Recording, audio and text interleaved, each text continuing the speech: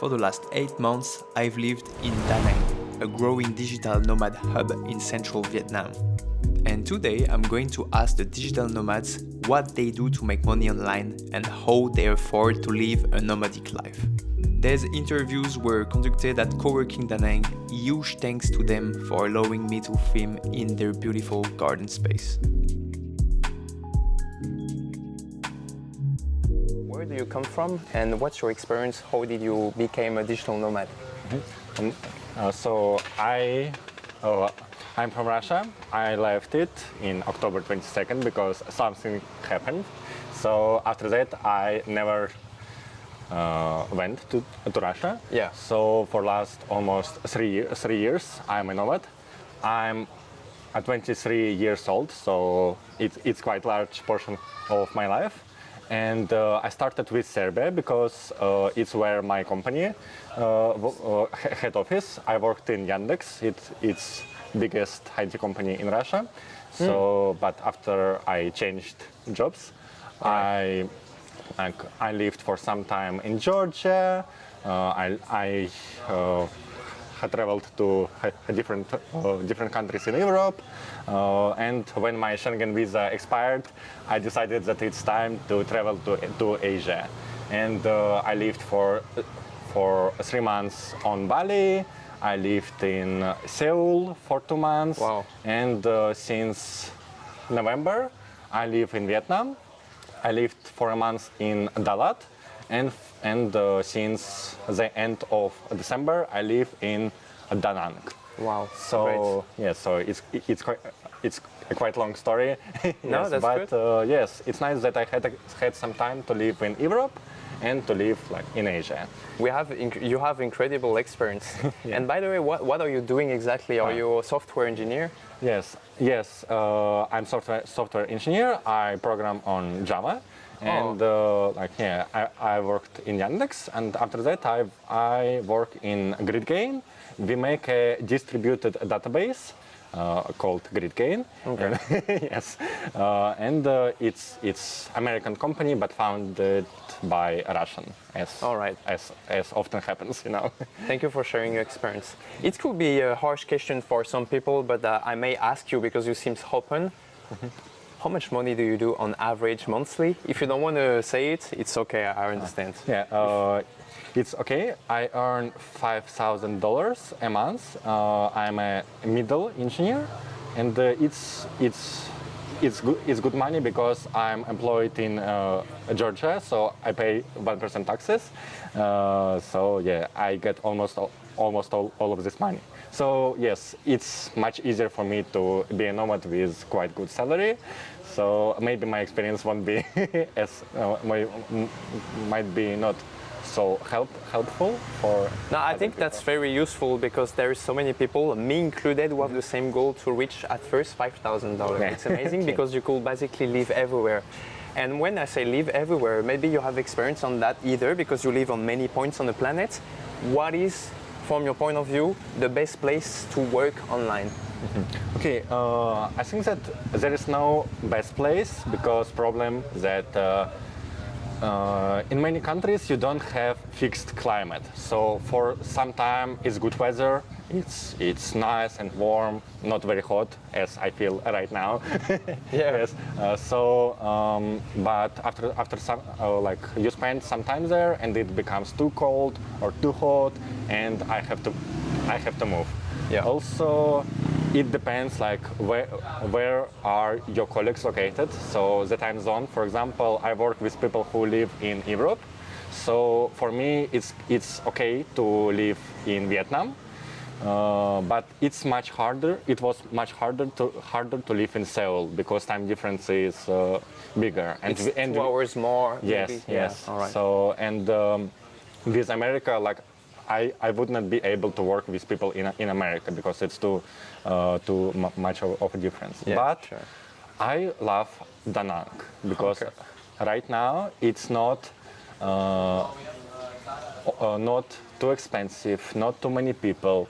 Not too many people know about this place maybe, but after this video it will be a problem. Yeah, Yes. because of us, right? Yes.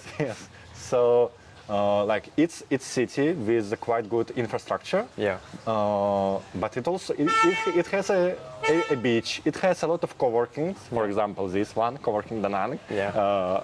Join us. Yes. Yeah, sure, which is great, yeah. Yes, for example, because when I lived in Dalat, for example, it's very beautiful city, but it's quite small, and there are no places to work. There is not many people working online as much as we have here. Yes. Yeah. So here, and it's also nice that you have many people from different countries. Like there are many Russian people. Yeah. So you have a lot of Russian food, Russian-speaking friends, you know. But also there are people from other countries. Yeah.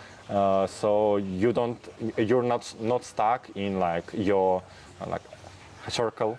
Yeah. These people. It seems like you have to find your perfect fit, because this life, you say it's a mix between cheap and enjoyable with the beach and stuff, and there is many Russians, so you feel like home. Yes, right? yes. So yes, because for example, when I lived on Bali, it was problem that it's too popular, too many people, so now it's expensive. It's a small island with too many people, so yes, it's not very nice to live there. But Vietnam is much bigger country, so people who come can be distributed for much bigger. Yes, so that's awesome. Thank you very much for your information. And I have a last question for you, actually, is do you have any advice for someone who want to work online, who want to start to work online?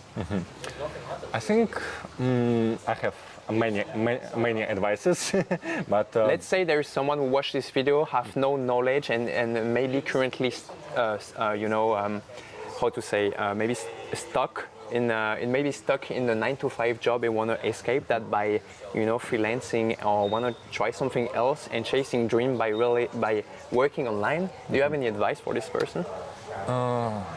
It's a very difficult question.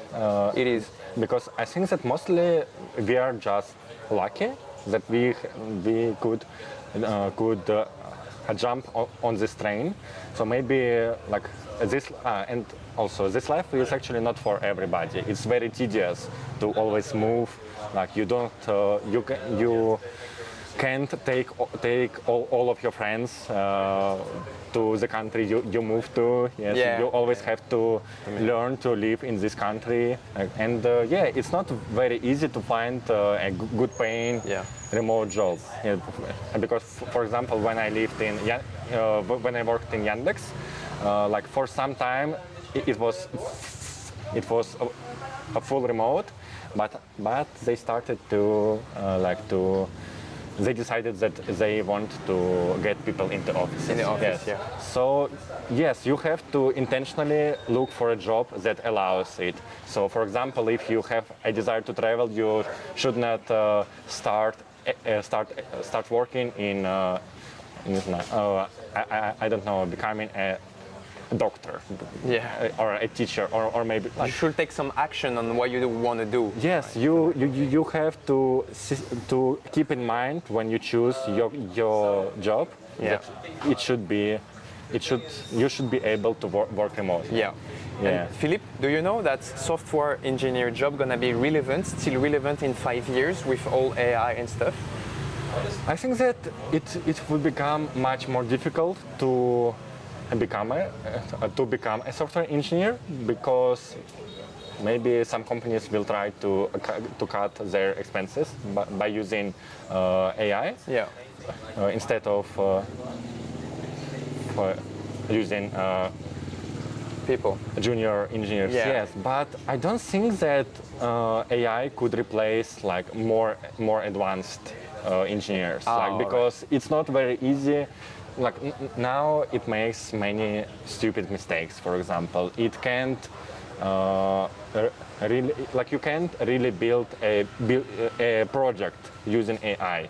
You can't develop it only with AI. Maybe in future it will change, but it's just on a technique aspect. It cannot build idea for you, right? Yes. it can help. For example, I use AI in my job Yeah, a little sure, bit, sure. not too much, yeah. But No, sure, everybody does, I'm sure. Yes. But I get what your insight is, like the entry barrier gonna be higher. It's gonna Yes. require more skills to be a beginner, and at least you have your first paid job maybe in 5 years. Thank you very much, Filipp, for all this and advice. maybe Yeah, you wanna add? advice if AI is so like so No, it's gonna be more. you might join and become AI developer. You AI can trainer. learn to Feed the AI. yes, You're gonna yes, feed the AI. yes, Okay. but it's difficult also. So if you don't like AI, you should not work with AI just because it brings money. Like you will not become happy if you do something that you're not believing, you're not liking actually. Like yeah. just because it brings money, you know, it's a bad idea. So that's pretty good advice. Don't look only money, don't look only what people interest for, but do what you like, do what you're passionate about, and keep experiencing. Thank you very much. Okay. Great, Filipp, thank you. Thank you for inviting me.